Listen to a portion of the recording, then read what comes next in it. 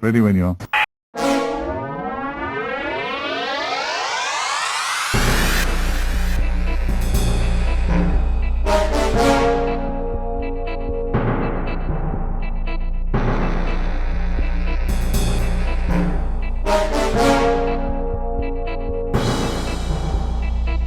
Fairs, glares, and long-lost heirs. All on this week's frosty episode of I'll Explain Later, the Doctor Who podcast that involves a lot of day drinking. With your hosts John West and Matt Needer. On tonight's programme, there's a hideous creature in central London producing weapons-grade turds. You can supply your own satirical punchline to that one. Meanwhile, the Doctor thumps a racist. Correct in 1814, correct in 2025. We dole out our stolen pies and tuck into thin ice.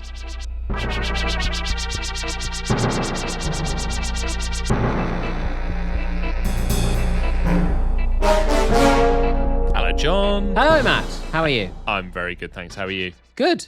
Yeah. Excellent. Really looking forward to this one. Good. Yep. I hope the viewers and listeners are too. Hello, viewers. Hello, listeners. Hello, hope viewer. everyone is well. Yep. Yes, well, you're looking forward to this one. I was going to say, I suppose I was too. I always look forward to recording this show with you, John. It's always a treat. Always a treat. Well, as previewed last week, we are looking at Thin Ice today. Yes, we are. 12th Doctor story from season 10. Yeah. Do you want to give us the numbers? Yeah. Worryingly, this was broadcast 8 years ago. Bloody hell. I know. It was broadcast on the 29th of April 2017. Series 10, of course, of the new run of Doctor Who. This was written by Sarah Dollard. Yep. Produced, the exec producer, obviously Stephen Moffat, showrunner. Directed by Bill Anderson. And quite a cool cast, actually. Obviously, we've got Peter Capaldi as the 12th Doctor. Yep. Pearl Mackie as Bill Potts. Matt Lucas as Nardole. Just really at the end Briefly, there, yeah, very cameoing. briefly, although we will, I suspect, mention him. But Nicholas Burns as Sutcliffe, who is an actor I always love to see. Yeah. So we will discuss him, I dare say. He popped up recently in an episode of Father Brown, which is something of a guilty pleasure of mine. And he's the kind of actor that just sort of pops up. Oh, him.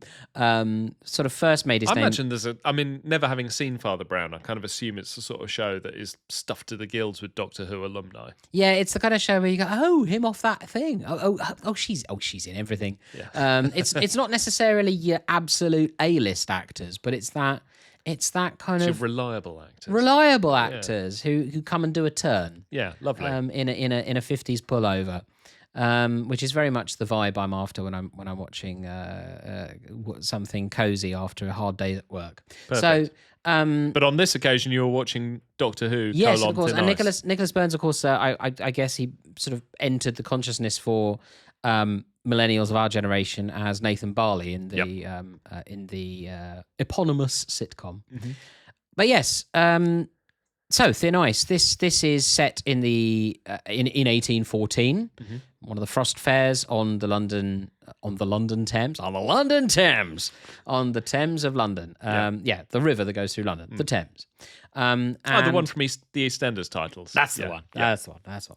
And so Bill and the Doctor visit the frost fair, and there are creepy aliens under the ice, and it turns out that the aliens are sort of pilot fish that sort of support the life of a big hulking fish that's been chained to the bottom of the Thames, that basically shits out this kind of rocket fuel, basically, that's being used by Lord Sutcliffe, played by our friend Nicholas Burns. And so basically this giant fish is essentially enslaved at the bottom of the Thames and chained down in something of an echo of The Beast Below, which is obviously a Moffat story, and this is a Moffat era story. The Doctor, obviously Peter Capaldi, interesting characterization. I've always really liked Series 10. We've talked a lot about how much, both of us think Series 10 is the best Capaldi series that we Yeah. really enjoyed it. And we really like Bill as well. Is this actually the first time, is this the first Series 10 story we've actually reviewed? I think it might be, is, yeah. So I'm sure we're going to have lots to talk If only about. there was a public feed where we could find out. But yeah, go on. Yeah, whatever. What conversations that we have had in the past. But I think we're going to have some interesting conversations about the Doctor, his characterization, and particularly Bill. And I think Pearl Mackie is great in this. Yeah. Really, really great in this. Super. But I think I also covered the bases there. I thought this was fantastic. I thought this was really, really good episode. Had a lot to it that I liked. Quite for all of the kind of special effects and giant fish and monsters and Victoriana. Well, it's not really Victoriana actually, because it's Victoria wasn't queen in 1814. But this kind of early 19th century Austen sort of period. For all of that visual kind of lusciousness and it looks great. It looks great. I mean, it looks great throughout. The sort of CGI matte paintings, stuff behind them, the use of the grand house, the carriage and the horses and so on and so forth, the urchin kids. And I mean, it's just fantastic. There's a lot to love on the screen, but it's really the words it's really the script. It's quite a wordy, and there's a deep interplay between the Doctor and Bill, which is at the very heart of this. And I thought it was very successful. We'll probably get into reasons why I thought so. I hope so. Otherwise, there's really no point being here. Matt, how did you take to Thin Ice? So yeah, I mean, I liked, as I think we've discussed before, I don't rewatch modern Doctor Who very often. So yeah, I remember this being good. I didn't remember a huge amount about it other than enjoying it and sort of generally what it was all about. I thought this was absolutely terrific, and as I say, I think there's a few interesting things going on here. I think one of them is, and just to sort of check in with our recent sort of examination of like history Doctor Who, this is a really good example of a Doctor Who story set in the past where it's like they've picked an interesting situation to tell a story rather than depicting a moment or a character or like a historical figure. Yes. It's like the Thames is frozen. That's quite a weird, mad thing that happened. Yeah, and you know, and they get to wear top hats. Yeah, exactly. And so you can dress all up, all Victoriana, and the Thames is frozen. And there is that. I mean, literally, the opening scene is the elephant walking across the ice, and the Doctor and Bill sort of going, "What?" It's like as part of the pre-credit sequence. And it's really gorgeous, isn't it? Yeah, but it really relies on that kind of like. Yeah, this was a mad thing that really happened that, you know, they get a lot of juice out of.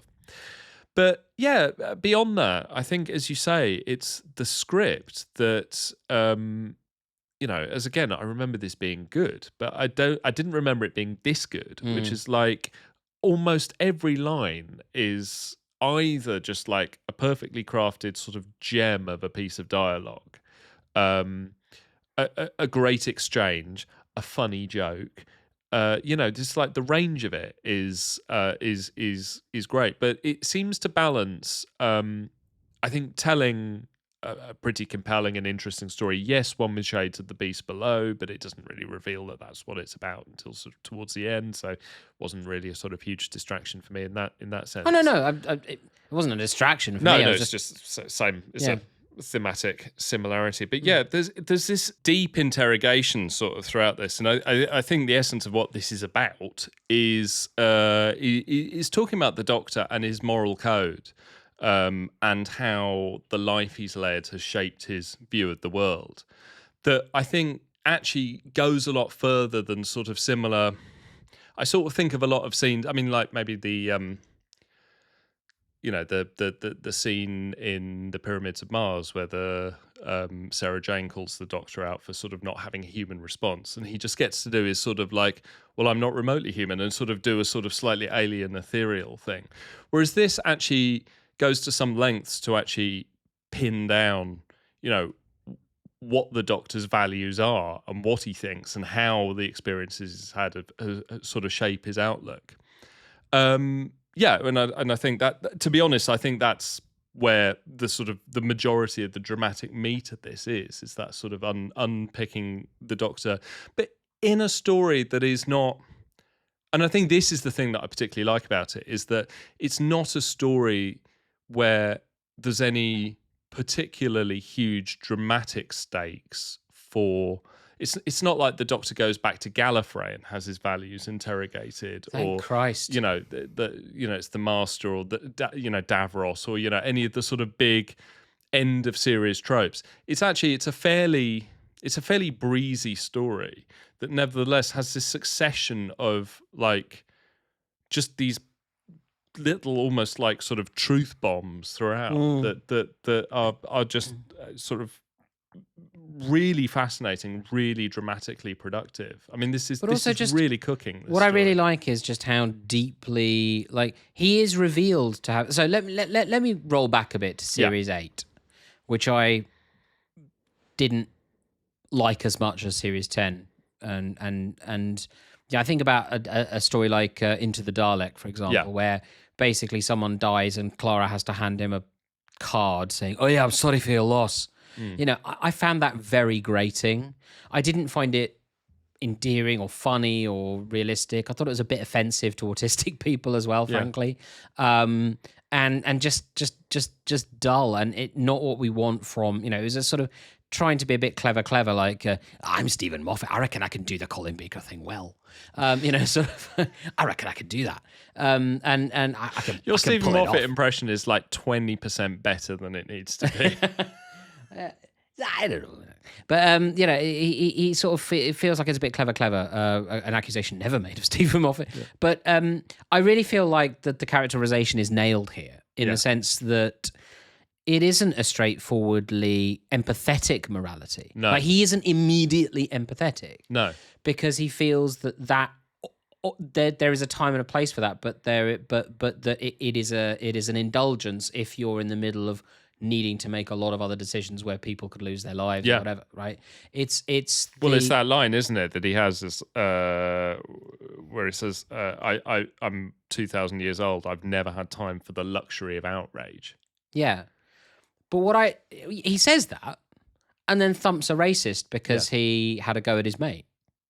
Yes. So he has a gloriously human, because the Doctor is human, right? I mean, for all of the, we talk about the Tom Baker. At least half. Yeah, exactly, right?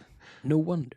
But we talk about the sort of glorious otherness, and we talked about, you talked about that through the prism of Tom Baker. It's often said of Matt Smith that he's able to kind of particularly give the sense of being very old while also being very young, that kind of thing. But the Doctor it has to be human for us. We have to believe in that human morality. We have to believe that we can aspire to be able to make difficult decisions with a moral heart.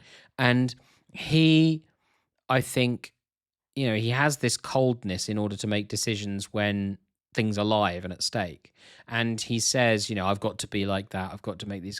And yet, the moment someone insults his mate in front of him, he thumps the racist in the face. What could be more human than that? We are deeply inconsistent in our reactions to things. His morality is actually completely consistent. Yeah. He's not sort of pro-racist one moment and anti-racist the next, although people can often be that as well. He's morally consistent, but his reactions are terribly human in being inconsistent. And that as well is something that feels relatable and interesting. Yeah. Not only do I believe in his morality, but I believe in it because his reaction to situations depends on his closeness to them. Yeah. Which is very human. Well, and it sort of almost takes the character back to sort of, if not first principles, the Hartnell era, but, the idea established later on that, he ran away from Gallifrey because he couldn't stand like just observing injustice. He wanted to get involved in it. And here, the sort of the motor of the character is that constant discussion about like, you've got to do stuff. It's like, and a lot of that sense of when there's those scenes where sort of Bill is castigating him for his lack of, or for his emotional coldness at the sight of, for example, seeing a kid get killed, earlier on.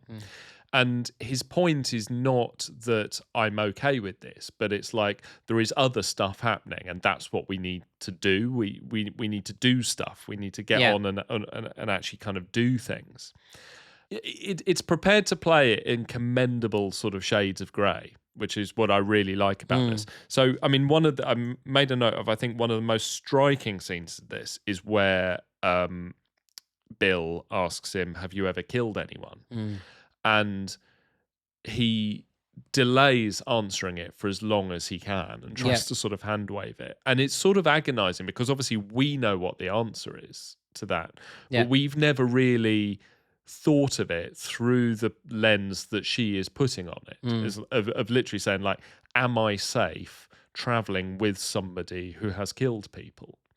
And for it to be able to go there and throw that lens on which, it's relatively early in the Doctor and Bill's relationship. So the fact that it's sort of coming from a place where she is trying to sort of suss him out, and, a lot of his reactions to things are red flags for her in that moment. The fact that it's able to sort of unpack and contextualize a lot of that stuff for her, whilst not sort of not hiding it away. It's like, I don't think the Doctor's saying that it's optimal that he's not there grieving this child, but he's got other things he needs to do in that moment. Yeah, I agree. I think it's great. And I think that Pearl Mackie's performance as Bill is faultless. Yes. The moral outrage, the acceptance of where he's coming from, the decision to be part of the solution, the giddiness when she figures out how they're going to help the children at the end, just melted my heart. It's just wonderful.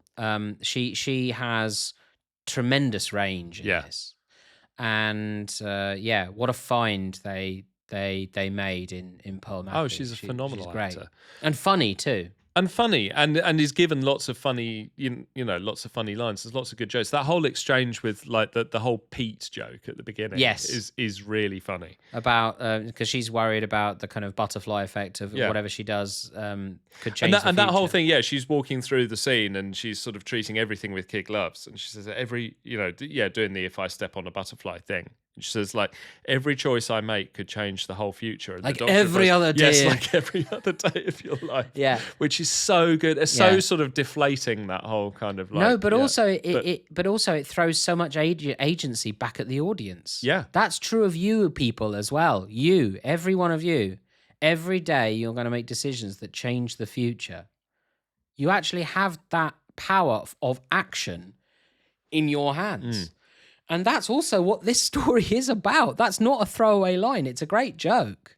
But it's also absolutely what this is about. He puts the choice in her hands, kill the creature or release it, with all of the danger that might... And she prioritizes liberation and freedom over its risks. And she prioritizes compassion and freedom over everything else. When the Doctor has that speech to Lord Sutcliffe about, it's how you treat the most unimportant. Yes. And it was a dagger to the heart, really, to listen to what this was about.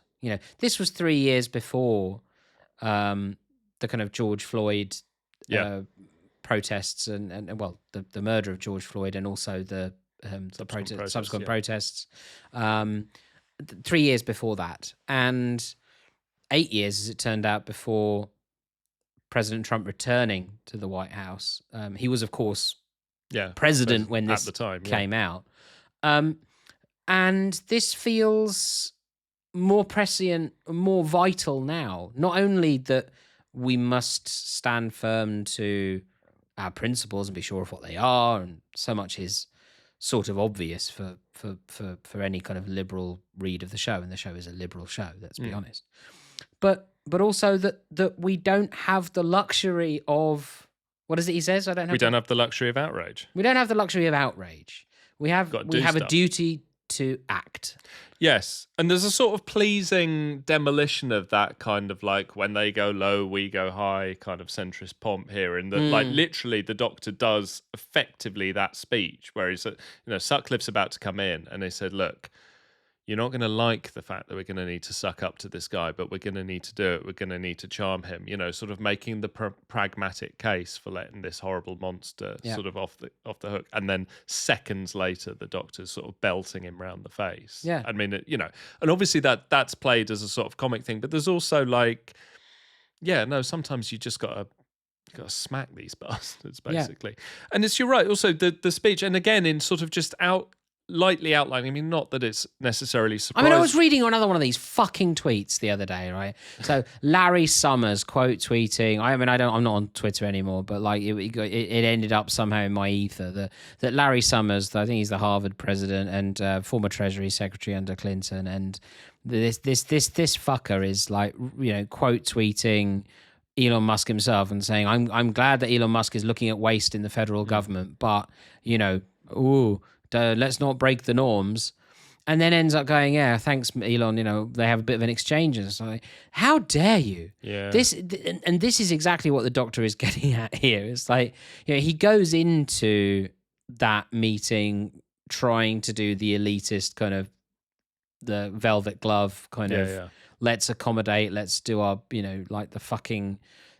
Like the fucking Peter Mandelson recently. Well, or the yes, like he's been saying recently, now that he's been put in the US ambassadorship role for the UK. Yes, you're quite right. He's been saying, we need to cozy up. But equally, I'm not going to discuss the geopolitics of it right now. But in our personal lives, our listeners will thank you. Yeah, I'm sure they will. But that he goes into that thinking, look, I will use my elite rank, a Time Lord to a Lord. That's effectively that I will use the language and code of our class to try and get some information or maybe massage the situation in a certain way. And he has the wherewithal to realize, no, actually, I need to shake myself out of that and I need to lamp this guy. Yeah. And there's a call to action. There is. And like he says to Bill, she says, well, anything I do now could change the future. That's like every other day of your life. It's a wake-up call to all of us, isn't it? Well, and then the subsequent exchange with Lord Sutcliffe, which I thought was really interesting as well, where sort of Sutcliffe does that thing of it's not sort of faux progressivism, but it's that sort of concern trolling one group in order to justify dumping on another. So basically, he's plotting this situation basically where they're extracting all of this fuel from the fish. In return, basically, the fish is going to get fed when he engineers an explosion, and all of the sort of Londoners that are on the water get eaten by the fish.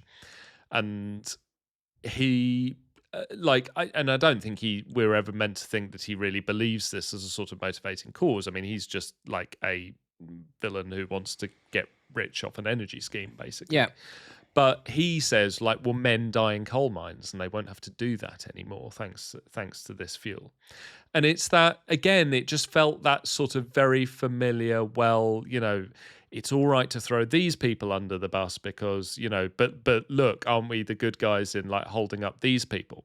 And the Doctor's really consistent in this about basically saying that any solution that normalizes suffering for any group is an unacceptable solution. Yep. So in that situation, his outrage is sort of piqued by, the idea that in order to save the miners, from their dangerous job, the Londoners on the Thames will get sort of thrown under the bus. But later, when Bill is sort of weighing up the decision of whether to release the creature or not, that extends further to the creature to say that, like, you know, any future that you're looking to build that again is predicated on the suffering of this creature, it's, you know, sort of, you know, it's a moral thing. It's not just a Buddhist thing, but I always think it's interesting that, like, you know, one of the pledges that Buddhists take is the reduction and elimination of suffering for every human being. I mean, obviously in the Pertwee era, like the Doctor is very much portrayed sort of through that sort of Buddhist lens. And again, it's just like any situation where there is suffering for any living creature, the Doctor is saying, like, no. Whilst also acknowledging that there are situations where he has had to compromise on that for the greater good, which is obviously what he alludes to. And, you know, and it's clear that he's got the Time War and things on his mind, you know, as well as any number of sort of incidental sort of moments where he's killed villains or bystanders or what have you in the past when Bill is interrogating him on whether he's killed anyone. Absolutely. No, I mean, not really anything to add to that. I think this is beautifully drawn, funny, entertaining, visually arresting, loads for the kids to get involved with. There's like audience identification figures for the kids. When you talk about, like, I mean, yes, the racist industrialist trying to justify his actions with bogus positive externalities is something that could never happen today.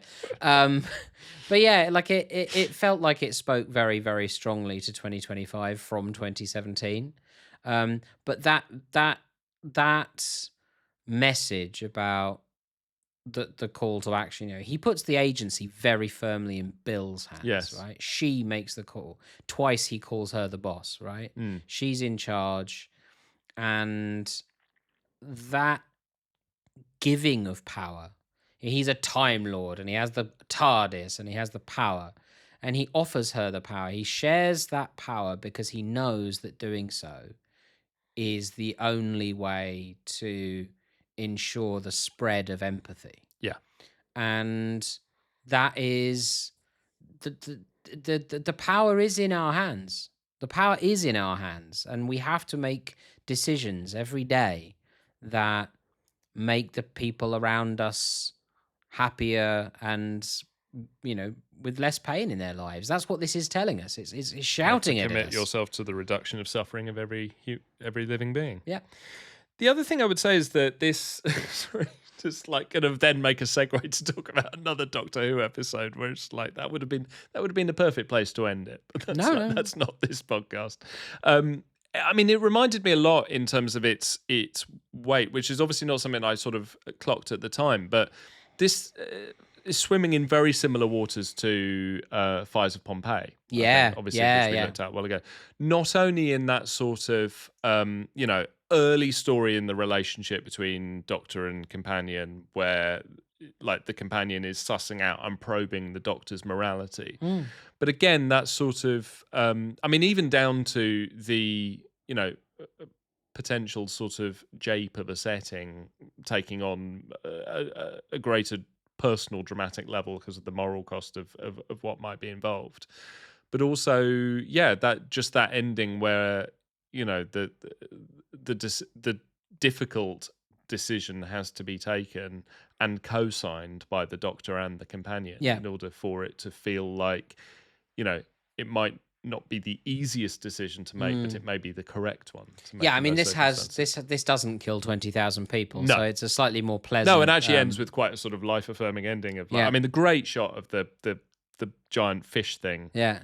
Reminded me of so many, like the Host and other and unintentionally funny when Bill says, "What if it goes and eats Greenland?" He's, "I'll go and check on Greenland," and yeah, please do. Yeah, but that was an unintendedly apt kind of thing. But no, I agree with everything you said. I really want to praise Sarah Dollard, who obviously wrote this. Yeah, I think that. I didn't know much about her. She started writing for Neighbours, as it turns out, and has gone on to be a writer and producer for Bridgerton, which is obviously a knockout success.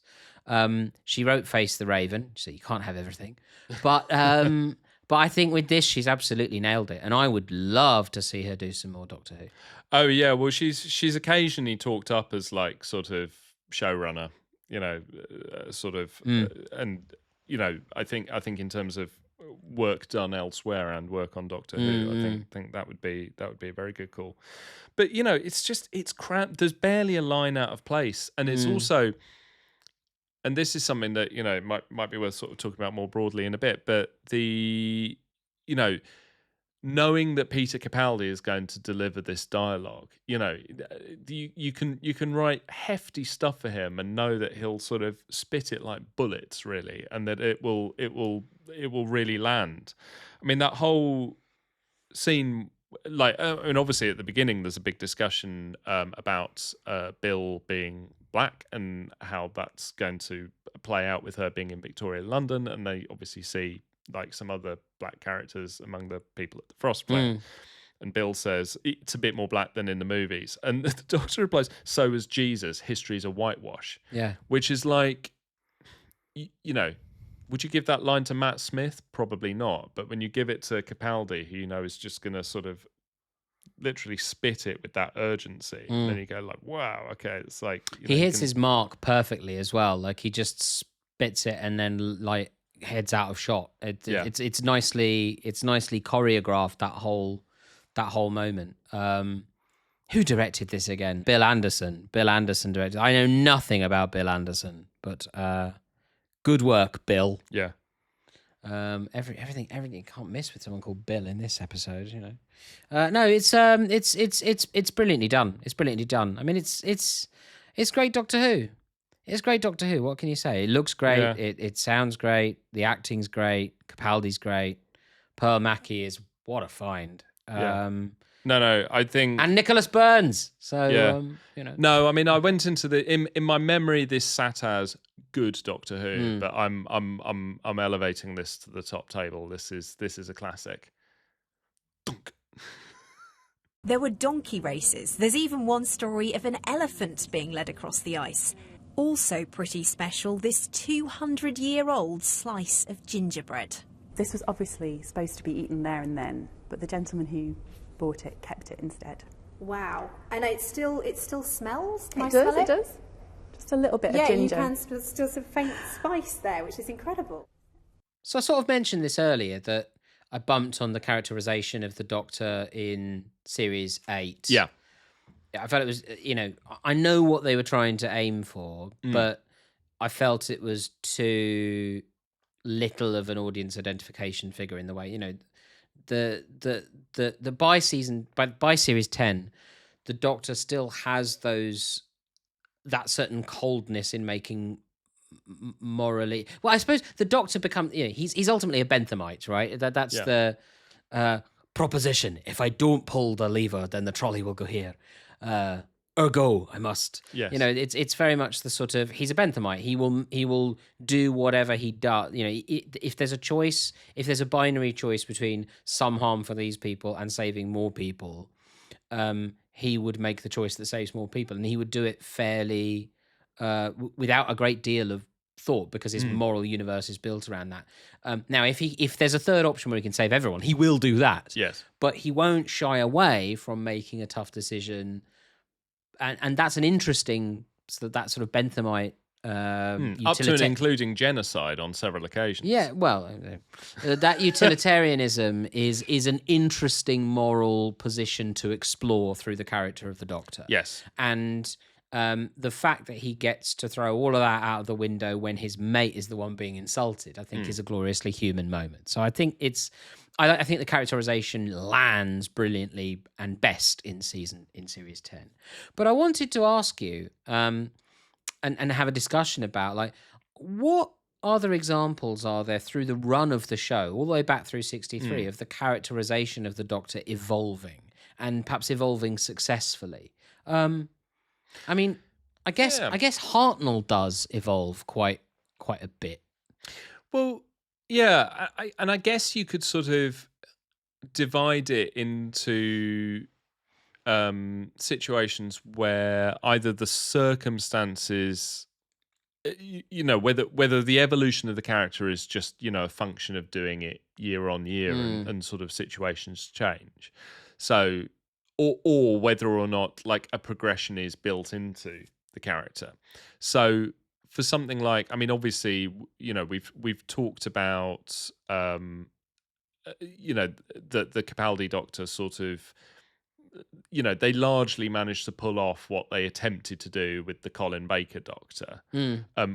Like, I mean, I know you feel that that's not a very good idea in the first place because that relies on certainly spending a good chunk of time with your hero being unlikable and sometimes amoral or immoral.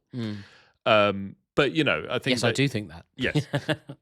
I thought I'd save you the bother Thank of you. having No, to express your own opinion. That's here. great. When if I ever have to host a solo episode, it's like we've got this covered. I think at this point, John would say. So yeah, but you know, certainly an arc intended with the 6th and the 12th Doctors, and sort of realised with the 12th. I would also say so ditto with the 9th, where like across that one season, Yes. you see a very definite sort of progression in terms of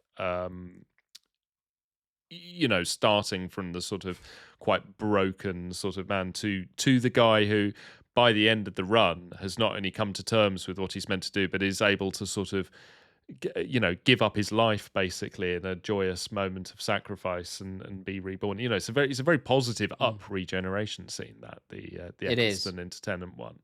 You know, it's not. You know, it's not Sarah Jane weeping over Pertwee's body. No, it's very. It's very. You were up. fantastic, and you know what? So was I. Yeah. It's yeah, beautiful. off he goes. Yeah, it's really good. So there's those. There are.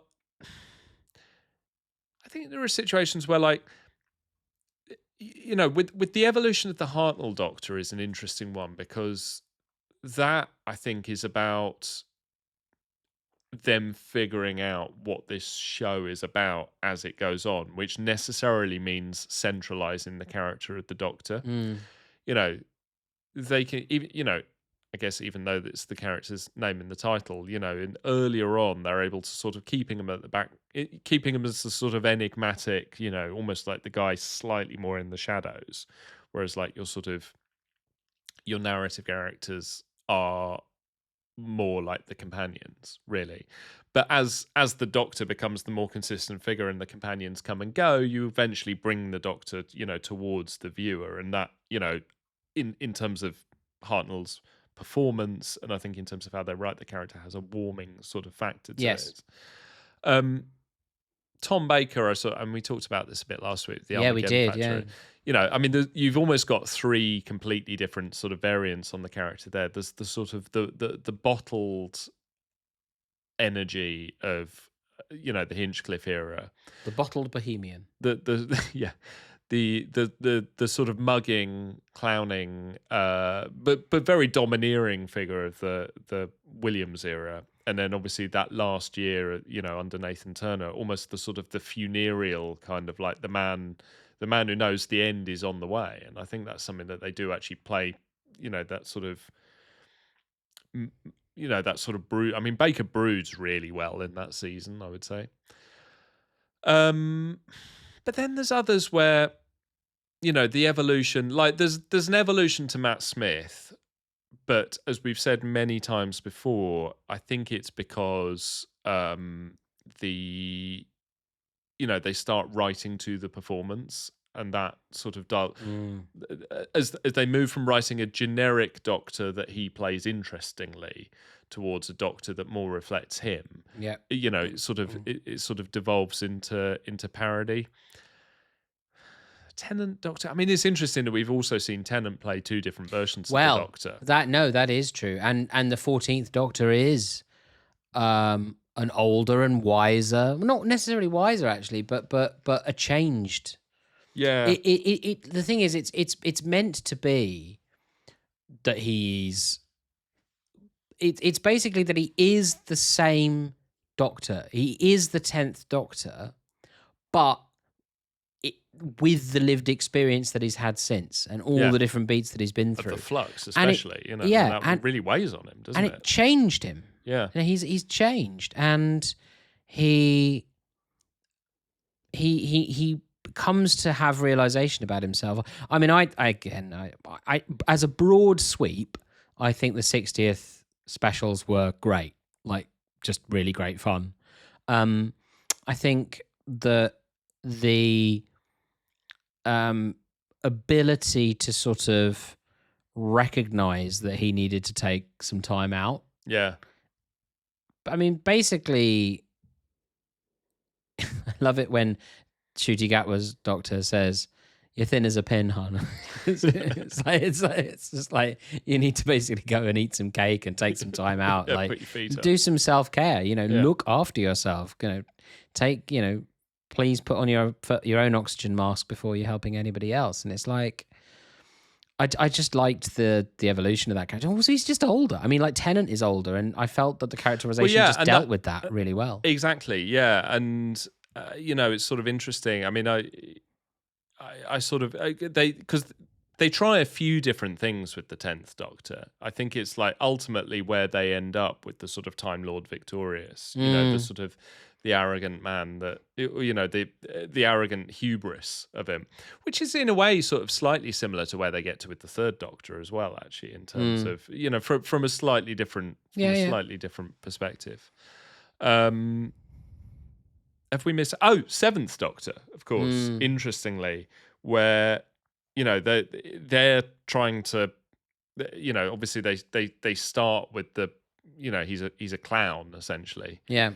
And then sort of start trying to move him towards a more sort of brooding, mysterious figure. Manipulative too. Yeah, which I slightly wonder. I mean, obviously that is that's something that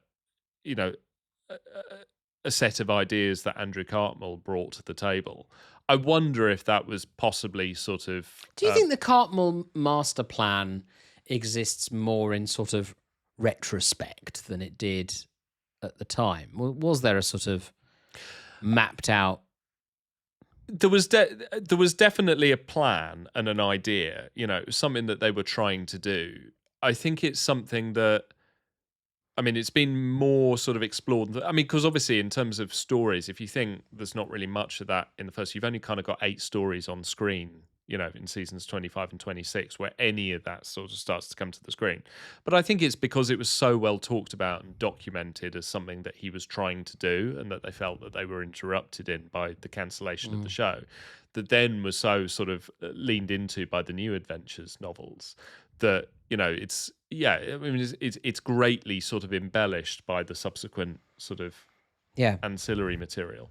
But equally, I also wonder if there's an aspect to which, I mean, it sort of works. I mean, we've talked about how you could describe Sylvester McCoy's performance as sort of charitably something of a mixed bag, from week to week. Yes.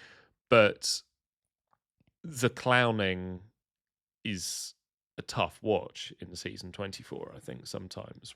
So I think maybe a creative direction that encourages less of that might be a good example of sort of seeing what makes it to the screen and reacting accordingly. Yeah, I think that's fair. I don't know that he necessarily lands arch manipulator either, but certainly it's an improvement on the clowning. Well, he broods better than he japes. Yeah, I would I think agree. would be the thing. Yeah. The one that I sort of think about is Troughton, who... He's basically fully realised, isn't he? I mean, he just sort of arrives, stays the same, buggers off. But I also think then if you look at things like the 3 Doctors, the 5 Doctors, and then the 2 Doctors, he returns to the show 3 times. He is a... and I don't mean this as a slam, but he's a business-like enough actor to just turn up and do the same thing every time. And I think in a sense, it's like, I definitely prefer early Troughton to later Troughton, because I find the Base Under Siege stuff very boring. But I think it's like he basically does the same. He delivers. He hits the same notes all the way through. Yeah, very consistent. I just think he's given less interesting stuff to do. Oh yeah. Later on, I have to say, I've never disliked his performance. I just think that the lion's share of his run is boring. But it is interesting when you think about the difference between David Tennant as the 10th and the 14th Doctors, and the fact that the characterization necessarily has to address the fact that Tennant is significantly older than when he played it last time. It is interesting that when Troughton pops up in the Five Doctors, and he visibly he's wrinklier, he's got streaks of grey through his hair, but I think convinces as the same. He does the same performance, and you don't think like this is an old man trying to play a younger version of himself, which I think is really interesting. So I think Tennant recorded the 60th specials in 2022. Yeah. So that would have been 17 years after he started.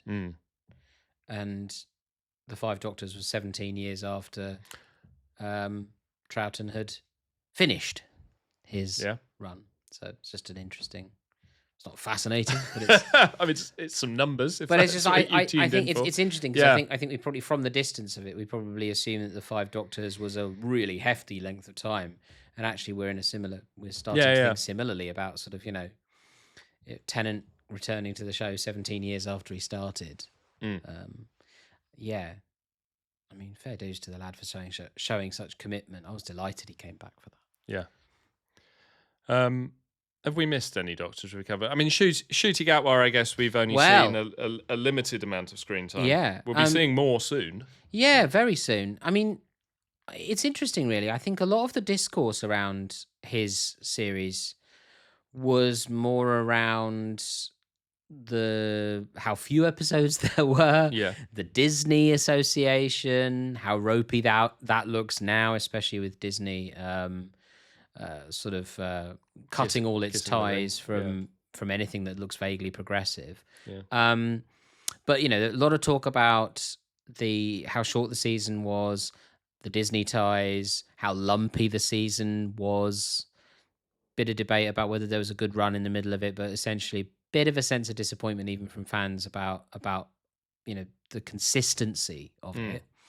And even I'd say probably more debate about Russell T Davis's social media presence, certainly among the Uber fans, than really about the characterization. You've alluded to that a few times. I mean, please don't describe it to me now because I'm not interested. But weirdly, that sort of passed me by. I sort of just see him being quite jolly on Instagram. Yeah, people don't like that. Oh, right. No, I think.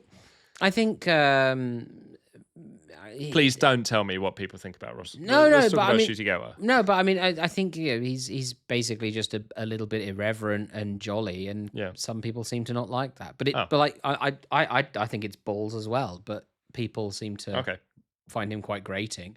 That I can understand, but I just don't engage with it. Like if you find something grating on social media, just don't engage with it. There's a big tip for you there. Yeah. That includes us, by the way. No, do engage with us. Engage with us. Engage with us. So, but in terms of Shooting Atwar, what I feel there has been lacking is any kind of discussion about his characterization of the Doctor and whether that landed, and where it could go. Well, this is the thing, and I think it's one, and we'll come on to reviewing the first Disney series. In the fullness of time. I mean, it may well be the case that we end up getting to the second one before we get to the first one, but we'll see. We'll see when that releases. But I think you mentioned like the length of the series, like it's 8 episodes. I mean, it's interesting that like he was announced in the role. I think we knew he was on the way at least sort of. It was nearly 2 years before we actually saw him in the role, sort of from being announced. And yet, an 8-episode run, which also then there was a scheduling conflict against him wrapping up on Sex Education, which is the reason why he's sort of held to the, he's very much in the background for like 73 yards and Dot and Bubble was literally like an availability thing, which it does sort of...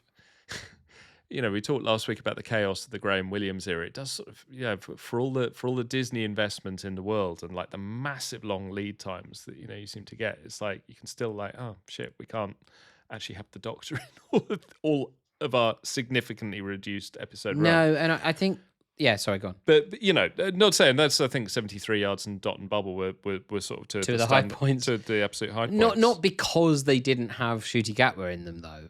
Like it's not we're not doing a drive by. Like No.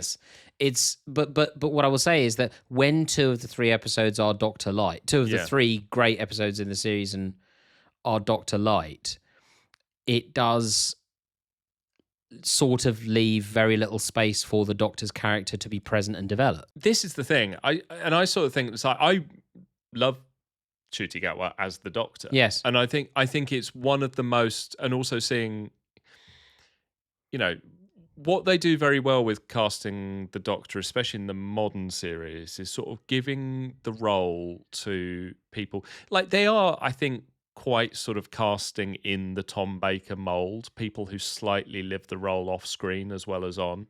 And I think that's the case for all of them. I mean, it's sort of, I think it's a great tragedy really that Jodie Whittaker is far more Doctor-ish in terms of sort of extracurricular stuff when she pops up as an interviewee on another show or as a talking herald on a red carpet.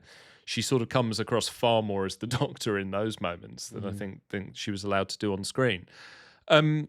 I think Ncuti Gatwa is one of the most extraordinarily like well judged bits of casting that they've done in the role.